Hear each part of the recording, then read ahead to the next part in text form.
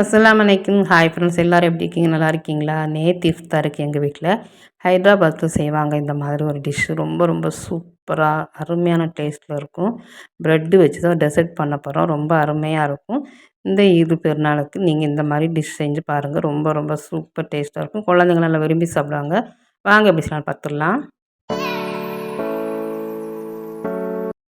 First இந்த recipe செய்கிறதுக்கு bread slice இருக்கு இல்லையா, ஒரு 4-5 துண்டு எடுத்துக்கோங்க. ஓரங்களில் கட் பண்ணிவிட்டு இந்த மாதிரி ஒரு பீஸை 4 பீஸாக கட் பண்ணி எடுத்துக்கோங்க.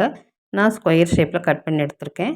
இப்போ இதை வந்து நம்ம பொரித்து எடுக்கணும். அதுக்கு ஒரு அடுப்பில் ஒரு பேன் வச்சுட்டு ரீஃபைண்ட் ஆயில் ஊற்றிக்கோங்க. வாசம் இல்லாத எண்ணெயாக சேர்த்துக்கோங்க.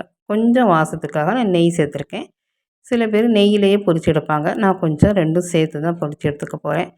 ஸ்லோ ஃப்ளேமில் வைக்காதீங்க. கொஞ்சம் மீடியம் ஃப்ளேமில் வச்சே பொரித்து எடுத்துக்கோங்க. ஸ்லோ ஃப்ளேமில் வச்சிங்கன்னா ரொம்ப ஆயிலை பிடிச்சிடும். அப்புறமா ஃபுல் ஃப்ளேமில் வச்சாலும் ரொம்ப கரிஞ்சிடும். இது நல்லா கோல்டன் ப்ரௌன் கலர் வர்ற வரைக்கும் நம்ம நல்லா பார்த்து பக்குவமாக பொரித்து எடுத்து வச்சுக்கோங்க. அப்போ தான் டேஸ்ட் நல்லாயிருக்கும். கறியை விட்டுட்டிங்கன்னா டேஸ்ட்டு மாறிடும், நல்லா இருக்காது. இப்போ எல்லா துண்டுகளையும் இதே மாதிரி நம்ம பொரித்து எடுத்துக்குவோம். பாருங்கள், நம்ம ஊற்றின நெய்யும் எண்ணெயும் கரெக்டாக வந்துடுச்சு நம்ம போட்ட ப்ரெட் துண்டுகளுக்கு. இப்போ எல்லாத்தையும் ஒரு பிளேட்டுக்கு மாற்றி எடுத்து வச்சுட்டேன். இப்போ இதுக்கு வந்து நம்ம ஃபஸ்ட்டு இந்த கஸ்டர்ட் க்ரீம் தயார் பண்ணிக்கலாம். அதுக்கு ஒரு 400 ml பால் எடுத்திருக்கேன். 2 கப்பு. இப்போ அது நல்லா கொதி வந்துடுச்சு. 2 டீஸ்பூன் கஸ்டர்ட் பவுடர் கொஞ்சம் பாலில் கலந்து கட்டிகள் இல்லாமல் கரைச்சி வச்சுக்கோங்க.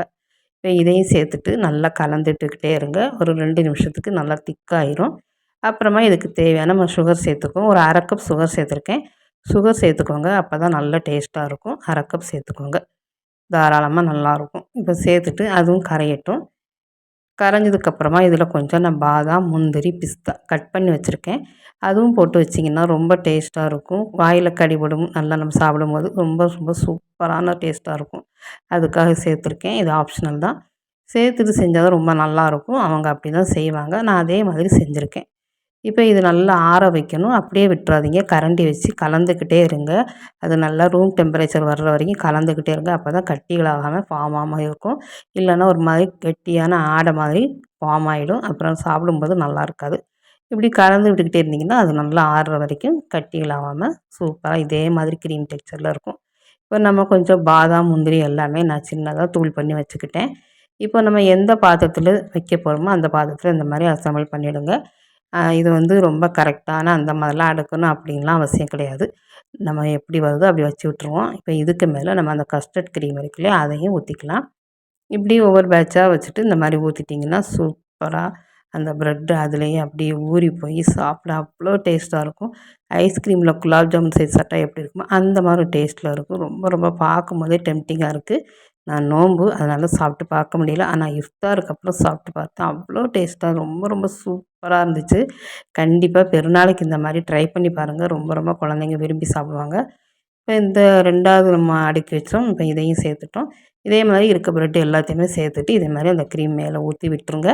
எல்லாத்தையுமே நான் ஊற்றிட்டேன். பாருங்கள் இந்த மாதிரி இருக்குது. இப்போ இதுக்கு மேலே நம்ம துருவி வச்ச பாதாம், முந்திரி, பிஸ்தா போட்டுருங்க. இதுவும் ஆப்ஷனல் தான். பார்க்கறதுக்கு நல்லாயிருக்கும். அப்படியே உங்கள்கிட்ட ரோஸ் பெட்டல் இருந்துச்சுன்னா அதையும் சேர்த்துக்கோங்க. ரோஜா இதழ்கள் கொஞ்சம் காஞ்சி போயிருக்கும் இல்லையா, அது இந்த மாதிரி சேர்த்துட்டிங்கன்னா நல்லா சூப்பர் டேஸ்ட்டாக இருக்கும்.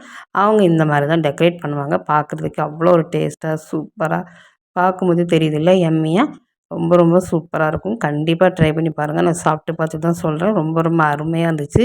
என் பொண்ணு ரொம்ப விரும்பி சாப்பிட்டா. ரொம்ப ரொம்ப சூப்பராக இருக்குமா, அப்படியே ஐஸ்கிரீம், குலாப் ஜாமுன் மிக்ஸ் பண்ணி சாப்பிட்டா எப்படி இருக்குமோ அந்த மாதிரி ஒரு டேஸ்ட்டில் இருக்குதுன்னு சொன்னால் கண்டிப்பாக ட்ரை பண்ணி பாருங்கள். இதனுடைய உங்களுக்கு வந்து டிஸ்கிரிப்ஷன் பாக்ஸில் கொடுத்துருக்கேன். நான் என்னென்ன போட்டிருக்கேன், சேர்த்துருக்கேன்னு சொல்லிட்டு பார்த்து தெரிஞ்சுக்கோங்க. கண்டிப்பாக நீங்களும் இதை பார்த்துட்டு செஞ்சு பாருங்கள். ரொம்ப ரொம்ப நல்லாயிருக்கும். உங்கள் குழந்தைங்களும் சூப்பர் மம்மின்னு சொல்லுவாங்க. உங்களை பாராட்டுவாங்க. நம்ம வீடியோவில் இதே மாதிரி நிறைய ரெசிபிஸ் வரப்போகுது. கண்டிப்பாக பாருங்கள். உங்கள் ஆதரவு கொடுத்துக்கிட்டே இருங்க.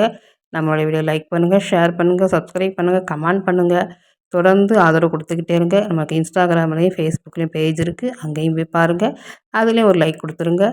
ஓகே ஃப்ரெண்ட்ஸ், இந்த வீடியோ பிடிச்சா கண்டிப்பாக லைக் பண்ணுங்கள். செஞ்சு பார்த்துட்டு எப்படின்னு கமெண்ட்டில் சொல்லுங்கள். அப்போ தான் எனக்கு ரொம்ப ரொம்ப சந்தோஷமாக இருக்கும். இந்த வீடியோ பிடிச்சா லைக் பண்ணுங்கள். தேங்க்ஸ் ஃபார் வாட்சிங்.